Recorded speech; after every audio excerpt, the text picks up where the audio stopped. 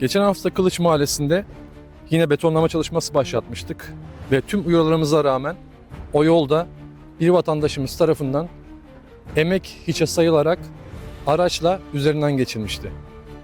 Belediyemiz kısıtlı imkanlar dahilinde bu betonlama işlemlerini bu Kılıç Mahallemize, halkımıza kazandırmaya çalışıyor.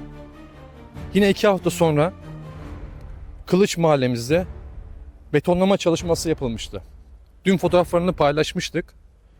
Biliyorsunuz o yolun durumu kötüydü. Arkadaşlarımız çalışarak bu yolu konforlu hale getirdi. Ama ne yazık ki görüyorsunuz tüm uyarılara rağmen yine araçla üzerinden geçilmiş.